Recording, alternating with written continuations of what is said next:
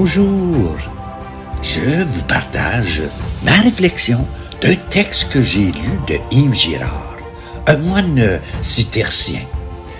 Dès le début du texte, il dit « La bascule dans l'enfantement du rien ».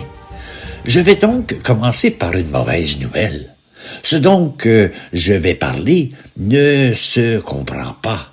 Non pas parce que ce serait obscur ou réservé à des initiés, mais parce que comprendre consiste toujours à ramener l'inconnu au connu, le nouveau à une catégorie ancienne.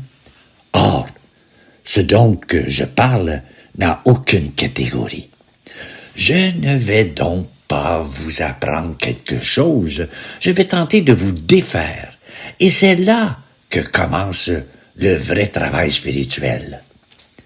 L'échec fécond de toute tentative de saisie. Vous avez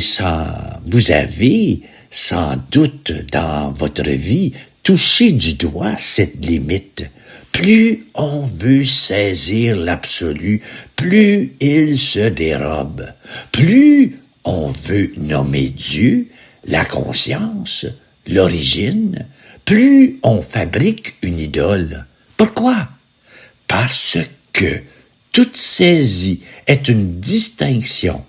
Ceci, pas cela. Or, ce dont je parle est avant toute distinction.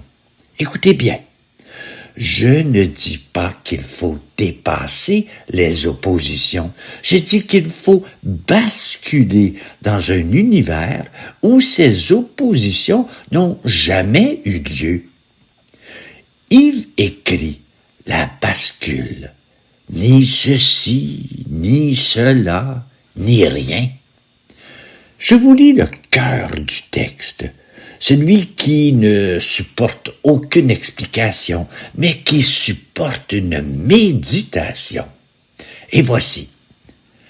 Bascule en cet univers où il n'y a ni toi, ni rien.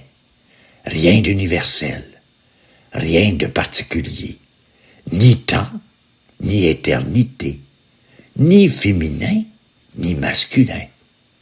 Absence de durée, pas de fin, rien au-dedans, rien au-dehors, pas de lieu, pas de vide, ni dessus, ni dessous.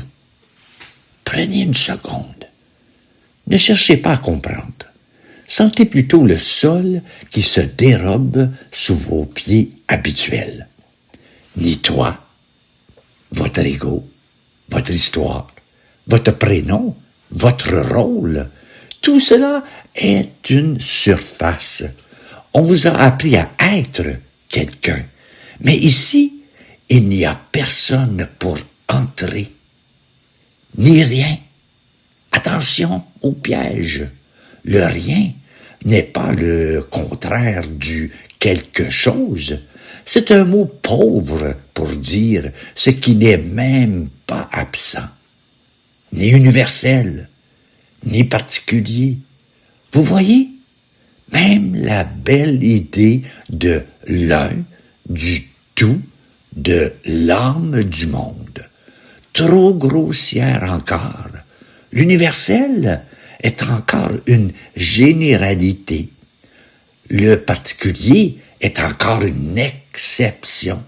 Ici, ces deux jambes sur lesquelles toute notre pensée marche. On les coupe. Yves parle de absence même, de absence. Poursuivons. Ni temps, ni éternité. Le temps, c'est l'avant et l'après. L'éternité, c'est le temps qui dure toujours. Mais ici, il n'y a même pas la mesure de la durée. Pas de commencement, pas de fin. Ce n'est pas toujours, car toujours est encore une durée. C'est hors de la question de la durée. Ni féminin, ni masculin.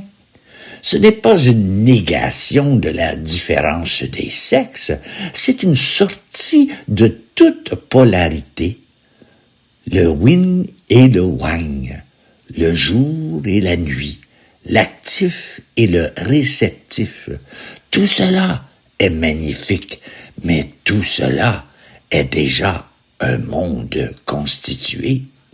Nous parlons de ce qui est avant la naissance même de ces polarités.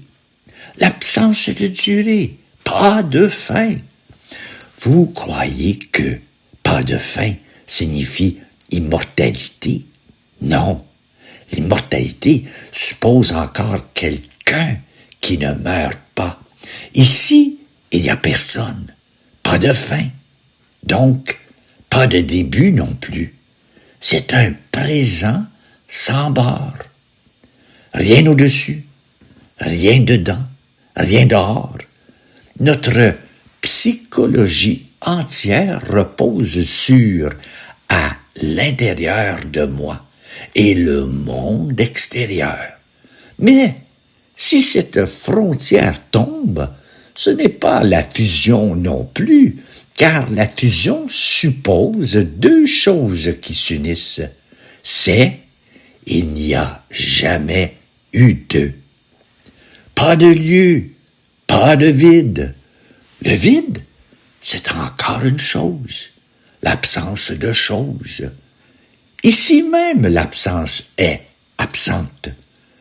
Ni dessus, ni dessous, plus d'orientation, plus de haut spirituel, plus de bas matériel. Tout repère s'effondre. Et c'est exactement là qu'il faut être, dans l'effondrement de tout repère. Le scandale, vous y êtes déjà. Alors, le public assoiffé de comprendre me dirait, mais comment entrer là-dedans? Quelle méthode? Quelle ascèse? Et c'est ici que le texte devient d'une brutalité magnifique. Sans avoir à y entrer, tu accèdes au rien qui a tout enfanté. Comprenez-vous le scandale? Vous n'avez rien à faire. Aucune porte à pousser, aucun état à atteindre, parce que vous n'êtes jamais sorti de ce rien. Vous croyez être dans le monde, dans le temps, dans votre identité, mais tout cela est un rêve dense, un arrangement temporaire de forme. Ce rien qui a tout inventé, ce n'est pas un vide lointain, c'est la matrice même de l'instant présent, mais un présent vidé de tout contenu, de tout observateur, de toute durée. Ce que cela change pour toi. À ceci, vous êtes tellement habitué à chercher, à comprendre, à devenir, que vous passez à côté de ce qui est déjà là. Le texte ne vous donne pas un savoir, il vous permet de cesser de chercher.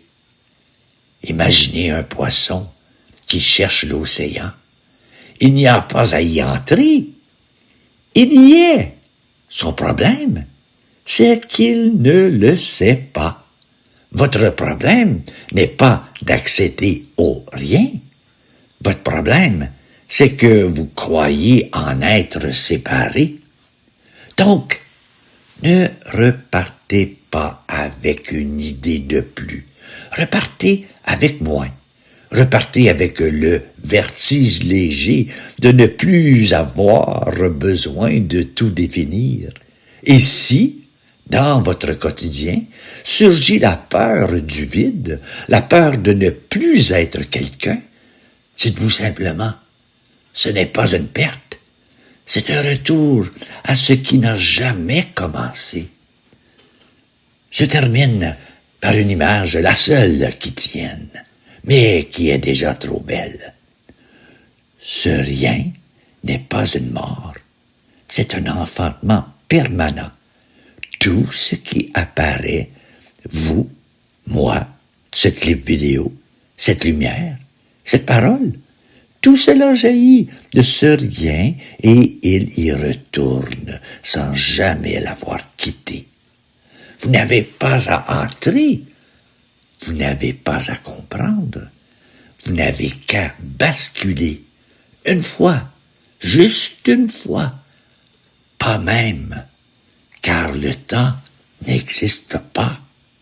Et voilà ma compréhension du texte de Yves Girard. C'est grand et profond ce qu'il a écrit. En pensant, Yves Girard est un mystique. Ça explique tout, hein? Et bonne réflexion à toi. Merci d'être là.